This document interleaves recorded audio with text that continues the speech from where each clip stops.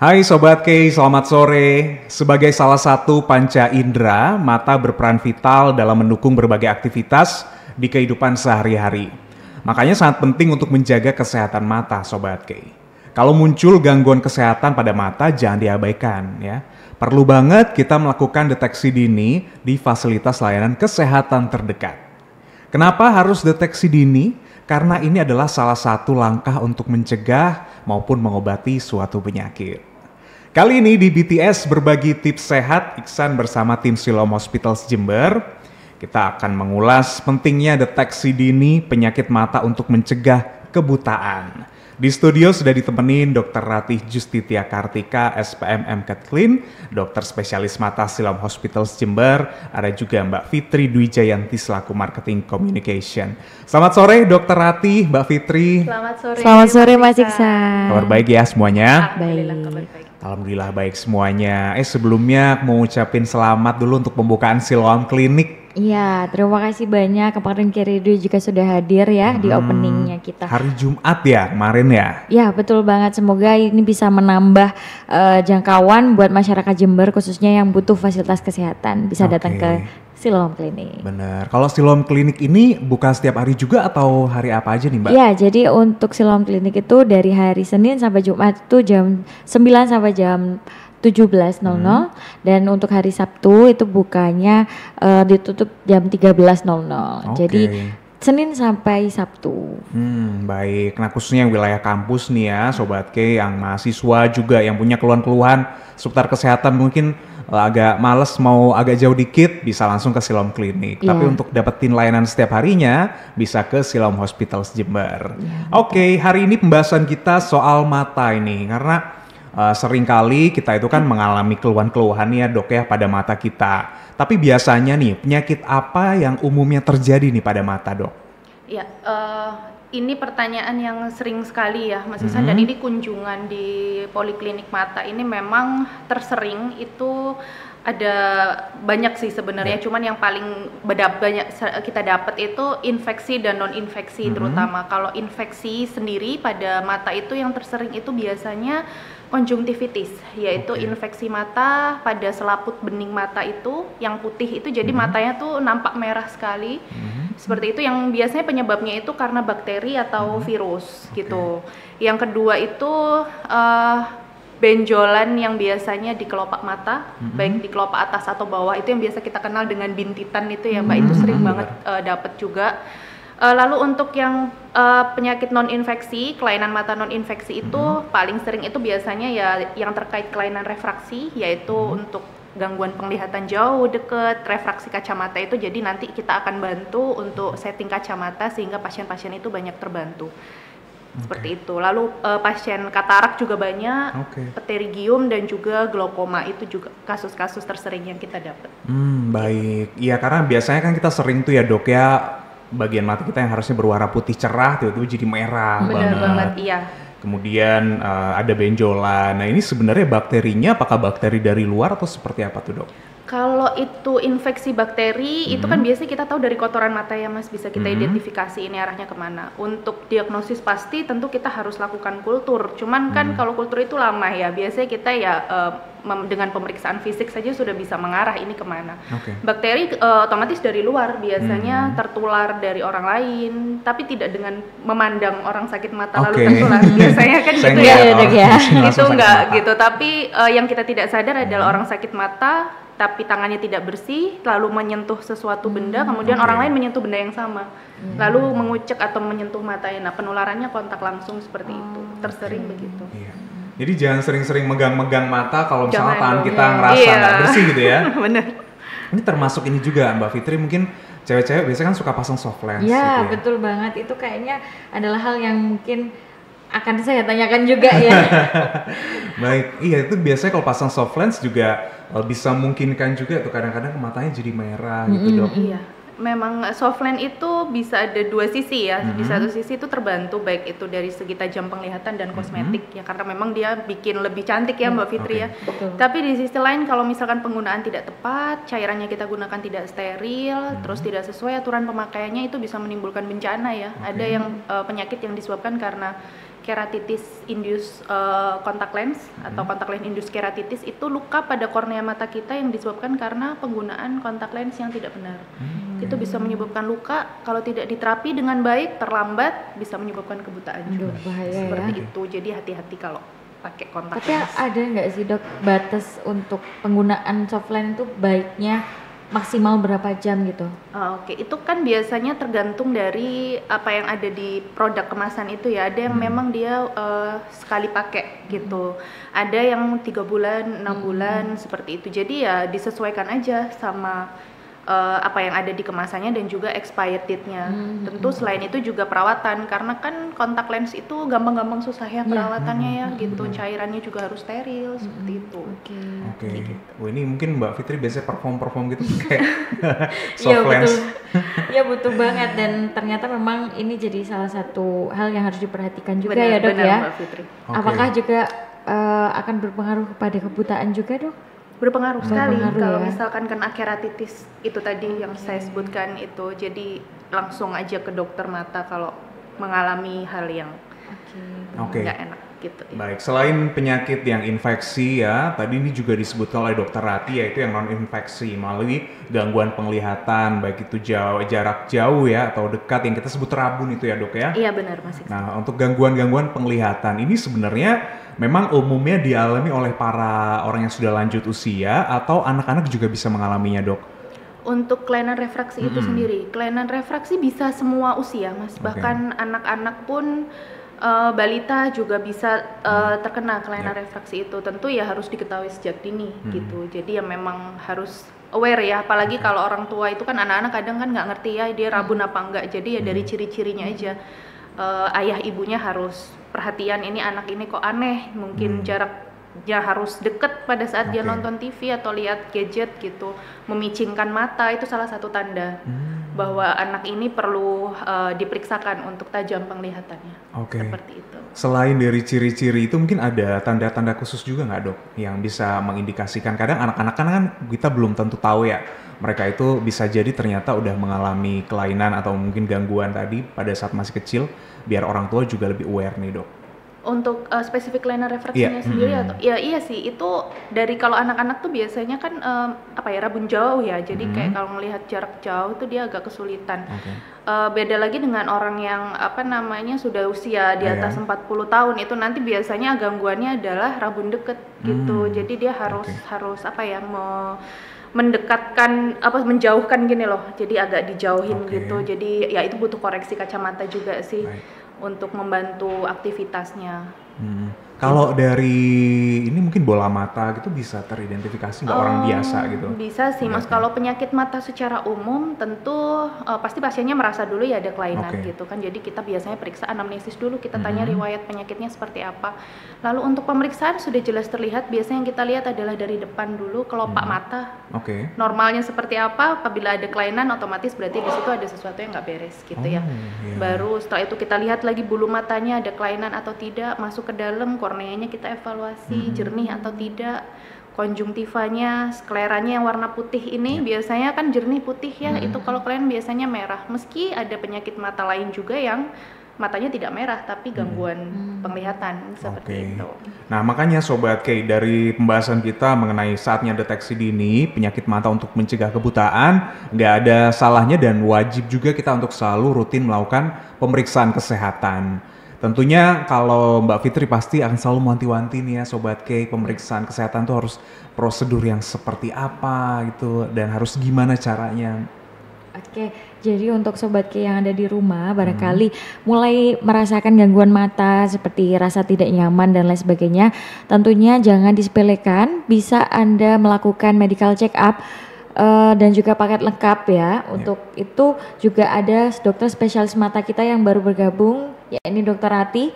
Jadi bisa untuk daftar di Siloam, gampang sekali caranya. Salah satunya adalah untuk download aplikasi My Siloam. Di situ ada banyak sekali fiturnya. Salah satunya jika Anda ingin melakukan medical check up ataupun juga lengkap dengan dokter spesialis, khususnya dokter spesialis mata, bisa sekali di Google Play Store, Play Store ya maupun App Store juga. Jadi tidak pernah bosan untuk mengingatkan buat Sobat K, jangan lupa untuk rutin melakukan medical check up secara lengkap, paket dengan dokter spesialis tentunya tersedia di Siloam Hospital Jember. Oke, nanti kita akan lanjutkan lagi pembahasannya pentingnya mendeteksi dan menjaga kesehatan mata Sobat K untuk mencegah kebutaan. Tetap di BTS Berbagi Tips Sehat.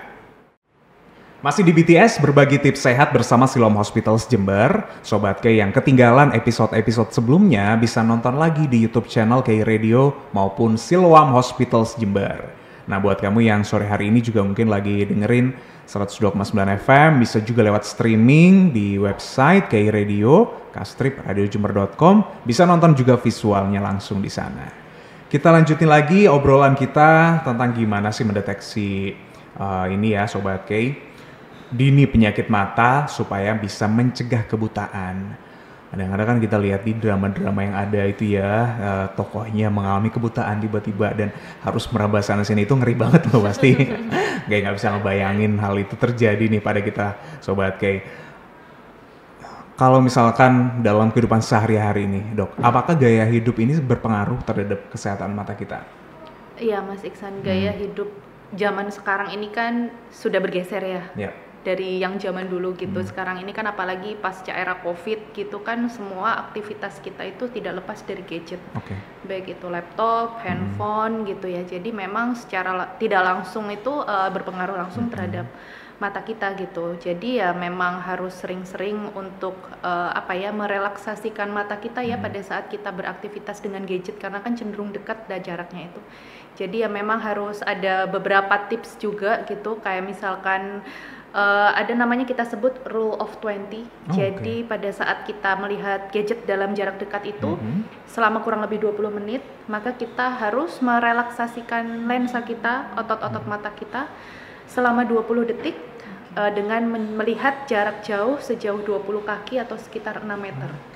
Gitu. Itu membantu sekali supaya kita itu nggak kadang kan orang tuh matanya terasa kering, terus kerasa pusing, tiba-tiba ngeblur. Itu salah satu tanda mata lelah. Biasanya untuk cara mengatasinya dengan rule of 20 tadi. Kayak gitu. Selain itu gaya hidup sekarang itu kayak lifestyle, pola makan ya. Kayak misalkan sekarang itu banyak sekali darah tinggi, kencing manis, dan itu juga berpengaruh secara langsung terhadap saraf mata kita gitu. Jadi memang perlu untuk hidup sehat, diregulasi semuanya baik sehingga tubuh kita juga sehat. Seperti itu. Baik. 20 menit dalam melihat gadget itu harus relaksasi ya Dok ya, 20 detik ya. Ngelihat jarak pandang berapa? 20 kaki sekitar gitu ya? 20 kaki atau kurang lebih 6 meter. Gitu.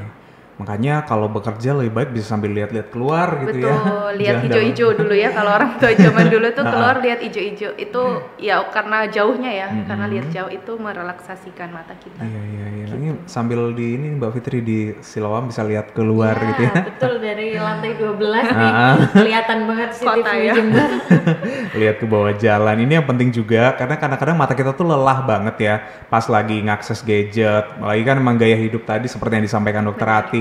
Setelah kita mengalami masa-masa pandemi, semakin banyak kita juga mengandalkan gadget ini. Pertemuan aja pakai gadget. Benar banget. Ya, tapi meningkat ya mungkin orang-orang yang mulai mengalami Dok keluhan-keluhan yang pasien-pasien yang datang ini Dok. Betul. Meningkat sekali dengan berbagai macam keluhan ya gitu. Jadi usia muda, anak-anak bahkan orang tua gitu kan memang ya itu penelitian juga menyebutkan pada saat kita beraktivitas dekat itu kayak misalnya kita main handphone, laptop, tablet gitu, itu frekuensi berkedip kita itu jadi lebih jarang loh Mas. Gitu. Jadi lupa berkedip ya. Betul, karena kita mungkin fokus itu ya, tapi memang sudah ada jurnal yang menyebutkan itu. Jadi memang cenderung menyebabkan mata kita jadi kering. Gitu. Karena kan menguap ya kan kita kalau nggak fungsinya kita berkedip itu kan untuk melumasi kornea kita gitu. Nah, itu juga menimbulkan beberapa keluhan gitu. Mata merah, iritasi, buram seperti itu. Jadi ya diperhatikan aja untuk yang pengguna gadget gitu. Betul banget. Memang mau gak mau gaya hidup ya sudah seperti ini sekarang ya. Kita harus berhadapan dengan gadget, teknologi, tapi masih penting juga kita untuk menjaga kesehatan mata, salah satunya dengan relaksasi, dan kembali lagi selalu lakukan pemeriksaan secara dini nih Sobat K. Khawatir ada sesuatu yang mungkin terjadi. Kalau misalkan kita menggunakan insurance untuk ini kan bisa ya Mbak Fitri ya? Bisa banget. Jadi mungkin Sobat K mungkin yang ada di rumah stigmanya di Siloam tuh mungkin masih belum bisa untuk asuransi atau BPJS, misalnya umum gitu ya. Tapi jangan khawatir Sobat K, buat kalian semuanya yang mungkin pengen melakukan pemeriksaan sejak dini di Poli Mata, di Siloam melayani untuk pembayaran private, BPJS maupun insurance. Dan misalkan nih Mas Isyan punya limit untuk asuransinya dan ingin untuk melakukan pemeriksaan atau klaim, baik itu kacamata atau pemeriksaan yang lain, tentunya masih sangat bisa ya, selama limitnya juga masih ada. Jadi mungkin Sobat K yang limitnya masih banyak banget nggak digunain tahun ini, bisa langsung aja lakukan pemeriksaan sejak dini di Siloam Hospital Jember. Oke, kita bisa klaim buat kacamata gitu ya? Ya, bisa banget. Bisa banget ya. Jadi semua itu kan demi ini juga Sobat K, mendukung dan menjaga kesehatan mata kita agar aktivitas juga bisa jauh lebih nyaman nantinya. Nah, masih ngobrolin soal mendeteksi dini penyakit mata nih supaya nggak terjadi kebutaan. Bisa misalnya nih Dok, ketika kita punya penyakit-penyakit bawaan gitu, ada nggak yang mungkin memang dia cenderung nanti akan menimbulkan kerusakan pada mata nih Dok?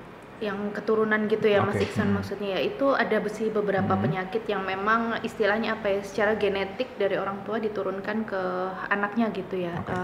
Beberapa itu datang dengan kondisi biasanya itu tekanan bola mata yang tinggi. Kita biasanya mengenal dengan glaukoma.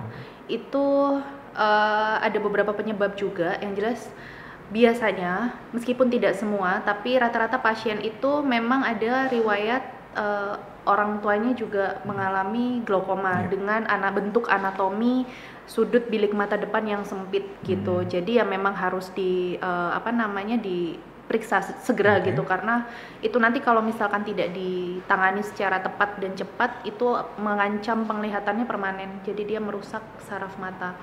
Seperti itu. Baik. Ada juga orang yang punya kelainan kalau yang mata juling itu ya Dok ya?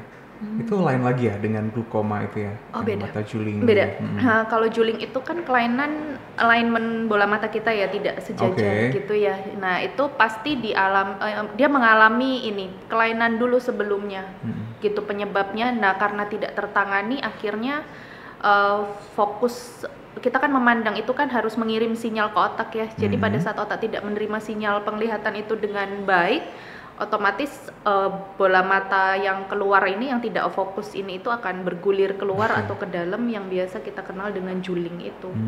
Seperti itu. Meskipun juga pada beberapa kasus juling juga masih bisa dikoreksi kok. Dengan operasi maupun dengan kacamata, tapi tergantung penyebabnya juga.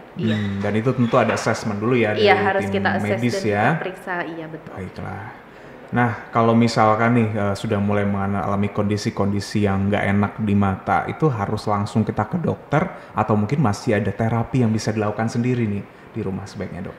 Kalau di mata sendiri, kalau saran saya sih mending sekecil apapun keluhan yang dirasakan itu langsung segera aja ke dokter ya Mas Iksan ya, karena kita kadang orang-orang atau pasien-pasien itu memberikan terapi yang kurang sesuai, yang justru membahayakan gitu. Ada beberapa obat yang dengan satu penyakit ini cocok terus disimpan, kemudian suatu ketika sakit lagi menggunakan obat yang sama secara terus menerus karena dianggap mungkin mirip, tapi justru menjadi bumerang karena menimbulkan penyakit yang lain justru obat itu. Jadi saran saya lebih baik langsung ke dokter aja untuk diperiksakan kondisinya. Oke, langsung ke dokter Sobat K, dan mungkin Sobat K juga sudah penasaran nih jadwalnya Dokter Ratih kapan aja, boleh dibantu ya Mbak Fitri? Iya, jadi kalau Sobat K ingin bertemu dengan Dokter Ratih, dokter spesialis mata, bisa di hari Senin dan juga Kamis jam 15.30 sampai dengan jam 5 sore atau 17.00. Jadi silakan mungkin yang sudah pengen untuk periksa ya.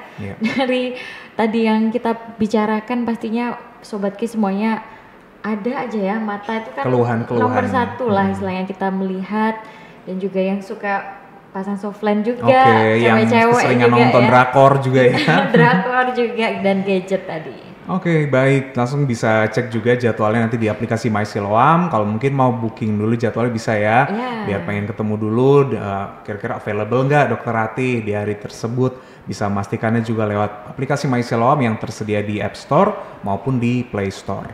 Kita akan lanjutkan lagi pembahasannya setelah yang berikut ini.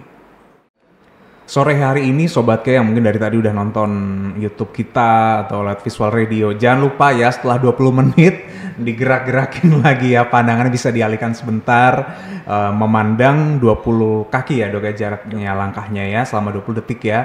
Karena bisa jadi mungkin dari tadi nggak berkedip ini ngeliat aja, atau juga dari tadi udah mainan gadget, terutama ya anak-anak juga ya. Anak-anak ini kan soalnya rentan banget ya dok ya. Anak-anak mereka masih kecil ya. Anak-anak sekarang juga udah doyan banget kalau udah dikasih gadget. Wih, berjam-jam tuh biasanya bakal mantengin gadgetnya itu. Sampai-sampai kadang orang di sekitarnya juga nggak dihiraukan ya. Iya benar.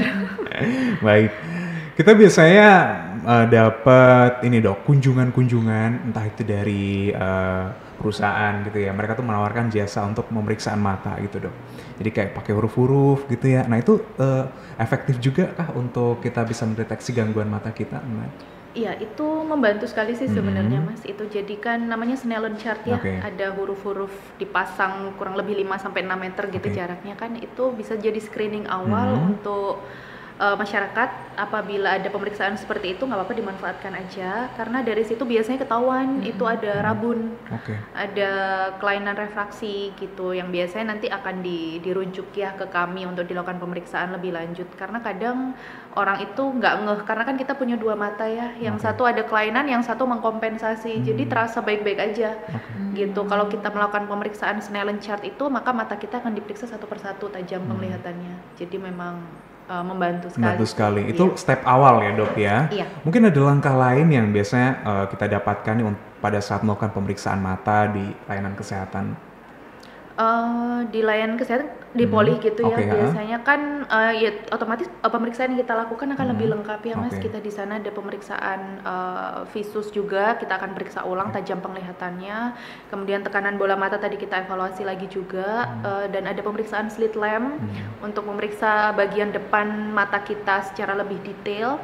Kemudian pemeriksaan saraf mata juga biasa kita evaluasi gitu, jadi dari depan ke belakang, dari kornea sampai ke retina, saraf mata itu juga kita evaluasi seperti itu. USG mata juga terkadang kita lakukan juga di poli gitu. Lebih lengkap jadi ya kalau misalkan mau pemeriksaan langsung, yang tadi step awal mungkin lewat apa namanya tadi tuh Snellen chart itu ya. Setelah itu bisa dapat juga nih yang paket yang lebih komplit lagi untuk mendeteksi gangguan yang mungkin terjadi pada mata kita. Seberapa rutin kita harus pemeriksaan seperti itu dok? Untuk pemeriksaan rutin apabila tidak ada keluhan mata gitu ya, kalau pengguna kacamata aja gitu nggak ada penyakit, itu biasanya kita bisa kunjungan ke dokter itu sekitar 6 bulan boleh, 1 sampai 2 tahun juga masih bisa untuk kontrol. Kecuali untuk penyakit-penyakit tertentu memang disesuaikan aja, ngikut apa kata dokternya ya. Kadang kan kita yang bisa menentukan kondisi klinis per pasien itu kapan harus kontrol. Bisa 1 bulan sekali kah, atau harus lebih sering 2 minggu, atau bahkan justru 1 minggu sekali. Tapi kalau rutin nggak ada apa-apa, aman-aman, biasanya 1 tahun, 6 bulan sampai 1 tahun boleh berkunjung. Nah, juga disesuaikan juga sama kebutuhannya juga ya dok ya. Betul, Mas Iksan. Terutama untuk mereka yang juga sudah pakai kacamata ya, ada gangguan-gangguan penyakit mata, ini bisa konsultasikan juga kepada dokter kapan sebaiknya harus sesering mungkin ya untuk melakukan pemeriksaan. Tentunya kalau Sobat K yang tadi juga udah dapat informasi dari Mbak Fitri, ini kita punya medical check up ya yang pasti bisa melayani, dan ada fasilitas lain juga termasuk yang pengen dapat perawatan di rumah, ini kan juga bisa banget ya Mbak Fitri ya. Ya, jadi buat Sobat K tidak bosan-bosannya, Fitria selalu mengingatkan. Jadi di Siloam ini kita benar-benar memberi kemudahan untuk semuanya. Kalau sakit tidak perlu datang ke rumah sakit, kita ada layanan home care atau Siloam at home. Jadi untuk yang jarak rumahnya kurang dari 10 km free charge ya. Jadi bisa banget untuk call ke CS kami yang ada di bio Instagram kami. Jadi jangan lupa follow juga Instagram @siloam_jember. Dan ada satu lagi Mas Ihsan, promo yang masih berlaku juga adalah injeksi vitamin C. Apalagi sekarang kan musim pancaroba ya Mas. Iya benar. Banyak orang sakit ya, bapil dan lain sebagainya. Imun booster yang juga kita tawarkan promo adalah injeksi vitamin C dari 200.000 aja, tidak ada charge. Jadi hanya 200.000, tinggal istirahat di rumah, kita yang datang, nanti ada perawat kami yang akan injeksi vitamin C itu. Baik, selain itu fasilitas juga lengkap banget ya, digital lab itu radiologi Digital juga. lab ya, jangan lupa karena Siloam ini terkenal dengan digitalisasinya Mas. Jadi tidak pernah ketinggalan zaman. Jadi Siloam Hospital Jember ini sekarang ada namanya Digital Lab and Radiologi.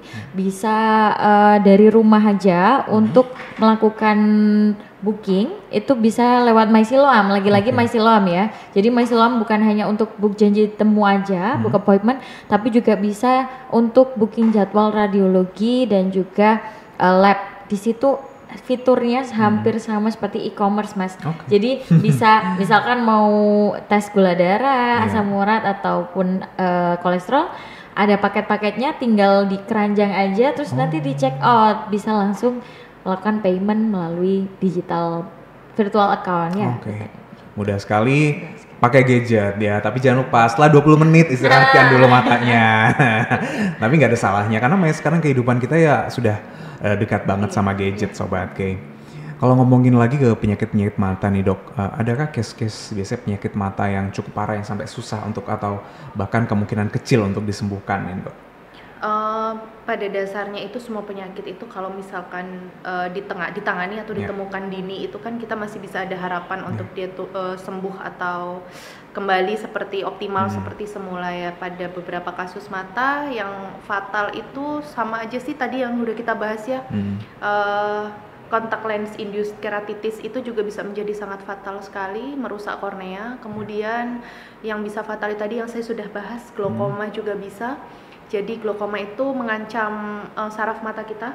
Jadi kehilangan penglihatannya itu bisa permanen. Seperti itu, tidak bisa kembali. Jadi yang bisa kita lakukan hanya mengontrol tekanan bola matanya itu supaya tidak tetap tinggi, tidak makin tinggi sehingga semakin menekan saraf mata. Berbeda dengan kebutaan yang disebabkan karena katarak. Katarak itu kan banyak sekali ya sekarang ini, kita semua akan mengalami katarak ya karena itu fisiologis ya, pasti akan terjadi gitu. Kalau misalkan kondisinya baik-baik saja, hanya katarak saja, maka penglihatan itu bisa kembali optimal lagi setelah operasi dilakukan. Tapi beda sama glaukoma. Kalau glaukoma itu kalau sudah rusak ya sudah. Makanya istilahnya glaukoma itu kita mengenal dengan pencuri penglihatan gitu. Jadi permanen seperti itu. Itu dia Sobat K ya, penyakit-penyakit mata. Memang pada dasarnya kalau dideteksi secara dini kita bisa lebih mudah mendapatkan pertolongan ya dok ya. Tapi seandainya sudah terjadi kebutaan, penanganan apa yang akan dilakukan kepada pasien dok? Untuk definisi kebutaan ini sendiri itu kami berdasarkan WHO ya biasanya itu ada yang rabun, ada yang memang buta. Disebut buta kalau jarak pandangnya itu kurang dari 3/60, untuk yang grade 3, grade 4 itu kurang dari 1/60 atau bahkan tidak bisa melihat sama sekali, gelap.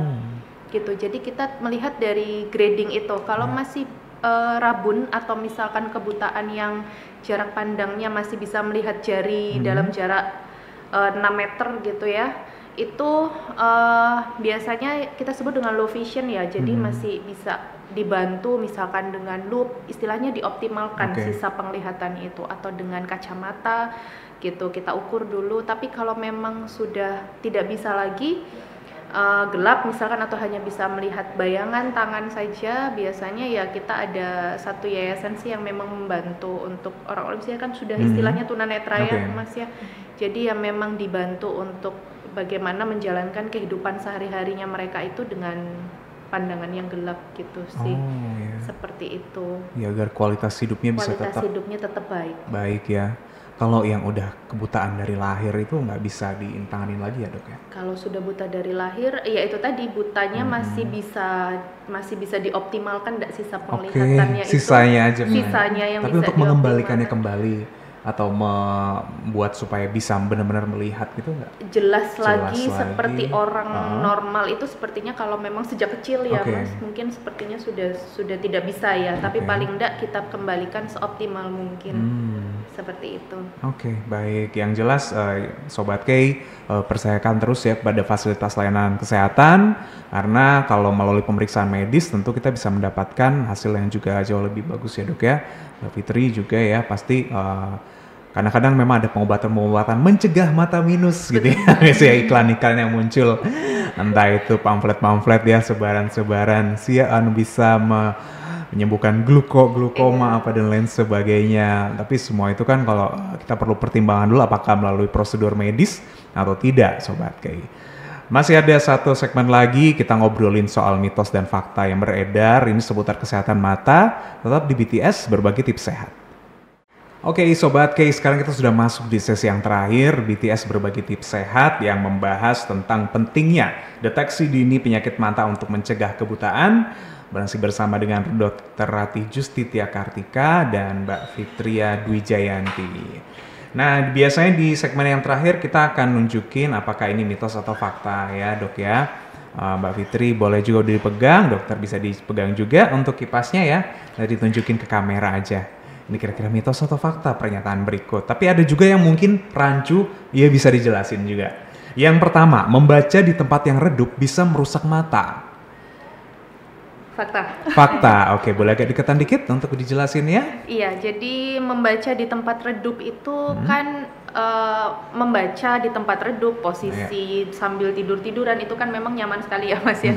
Cuman ternyata itu memang menyiksa mata kita untuk memfokuskan satu objek yang kita lihat. Jadi itu fakta. Jadi semakin lama mata kita akan lelah gitu, seperti yang tadi dijelaskan, karena intensitas cahayanya tidak sesuai, kontrasnya tidak tepat, kadang posisi kita juga tidak tepat, jadi mata kita itu kesulitan untuk memfokuskan benda yang kita lihat. Lama-lama matanya lelah dan akhirnya mengganggu fungsi penglihatan sih, kadang-kadang rabun gitu. Jadi memang lebih baik tidak membaca di tempat yang redup. Oke. Gitu. Biasanya penyakit apa yang biasanya akan mudah sekali menyerang nih Dok ketika kita? Itu tadi gangguan tajam penglihatan, miopia itu sih tadi, rabun jauh itu memicu itu gitu, dan mata lelah, astenopia namanya. Jadi cepat capek matanya. Baik. Berikutnya, jika tidak rutin menggunakan kacamata akan memperparah mata minus. Fakta. Fakta juga ya. Oke, jadi kacamata ini sangat membantu ya Dok ya? Membantu, betul.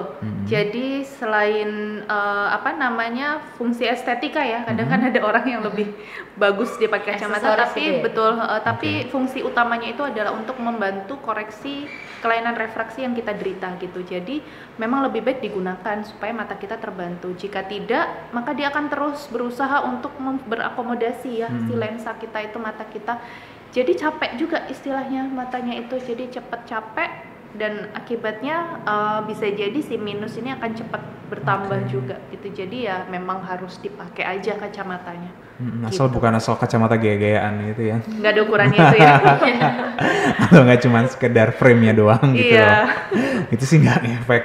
Berikutnya, melihat langsung ke cahaya matahari bisa menurunkan fungsi penglihatan Dok. Biasanya kalau di sawah gitu kita ngelihat.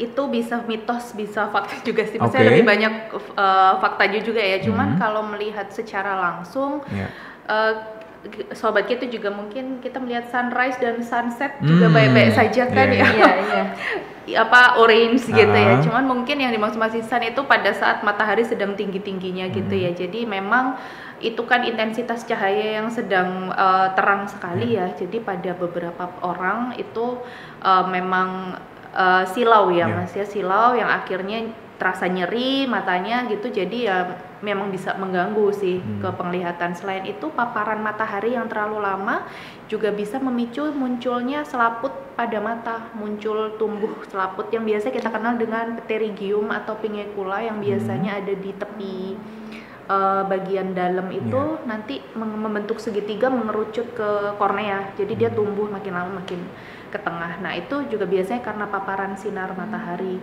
langsung gitu. Jadi memang bahaya sekali, makanya perlu pelindung kalau keluar di siang hari gitu ya. Tapi lagian juga ngapain ya siang-siang lihat matahari gitu. Iseng-iseng mungkin. Iya, mending lihat sunset atau sunrise-nya aja lah gitu. Ke gitu. pantai gitu kan ya ngelihatnya. Kadang-kadang anak-anak kecil sih, anak-anak kecil kadang ngetes gitu. Oh gitu ya. Soalnya waktu kecil itu saya pernah nyoba di sini dok, lihat ke matahari itu kalau lama tiba warnanya jadi biru, jadi merah gitu ya. Iya. Kayak seneng aja, tapi terus ada yang bilang hati-hati loh kalau misalnya lihat dari situ mataku bisa buta. Baik, yang berikutnya penyakit mata bisa bersifat keturunan, mitos fakta dok? Ini Fakta juga ya. Oke, sudah sempat tadi dijelasin ya. Glaukoma sama miopia tadi ketinggalan ya. Jadi Oh, ada miopia rabun juga, jauh ya. Itu juga keturunan sebagian besar. Bapak ibunya pakai kacamata, anaknya kemungkinan besar akan pakai kacamata juga gitu. Jadi di screening aja lebih baik. Siap. Kalau misalkan kedua orang tua sudah seperti itu, anaknya harus di screening. Betul. Ya. Sebetulnya kan deteksi dini kan bisa meningkatkan kualitas hidup si anak ya. Terakhir nih dok, seiring lanjut usia, fungsi penglihatan akan semakin menurun. Itu fakta juga. Fakta juga ya dok ya. Oke. Gitu. Jadi semakin usia itu kan segala fungsi tubuh kita kan secara umum akan terjadi penurunan ya. Tidak terkecuali juga organ mata kita. Jadi kemampuannya untuk berakomodasi itu sudah lebih lemah ya, sudah tidak seperti usia-usia muda seperti itu. Selain itu juga ditunjang dengan ada beberapa penyakit degeneratif yang lain, kayak yang tadi saya sebutkan kencing manis, darah tinggi, itu juga bisa berefek secara langsung ke saraf mata, dan juga katarak yang tidak tertinggal juga, yang biasanya mengenai para lansia gitu. Meskipun katarak juga bisa karena penyakit yang lain juga, usia muda bisa muncul juga gitu. Tapi ya seiring pertambahan usia, apa sih emang yang nggak menurun ya fungsi kesehatan kita ya? Ya mumpung masih produktif seperti ini, dijaga aja terus kesehatannya. Kita nggak tahu. Ternyata masih ada satu lagi dok, sorry saya kelewatan. Mengkompres handuk hangat pada mata bisa menyebabkan iritasi dok. Kompresnya itu apa ya, mitos kali ya, mengkompres handuk hangat pada mata. Selama ngompresnya di luar sih baik-baik aja ya. Gitu. Tapi kalau ngompres di dalam matanya kan saya juga kayaknya nggak umum ya kita lakukan itu ya. Pasti mengompres itu kan di bagian luarnya.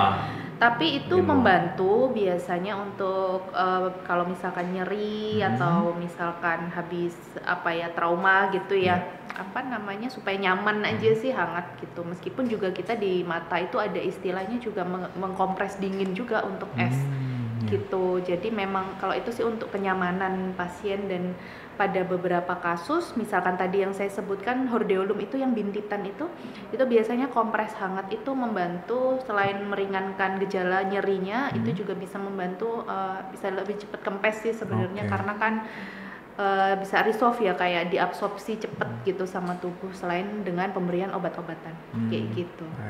Kadang-kadang kan soalnya pas perawatan gitu ya di salon ya, dikasih dulu handuk hangat gitu. Jadi sebenarnya aman lah ya, itu untuk relaksasi ya, nggak sampai iritasi kok pada matanya. Jadi nggak usah khawatir. Mungkin yang penting dari segi ini aja ya, kebersihan ini aja dok ya, supaya nanti nggak ada bakteri-bakteri masuk ya pada handuk tersebut. Oke, sudah dibahas ya Sobat K mengenai mitos dan faktanya. Mungkin sebelum kita ke conclusion tips menjaga kesehatan mata dari Dr. Rati, Mbak Fitri mungkin ada informasi lagi?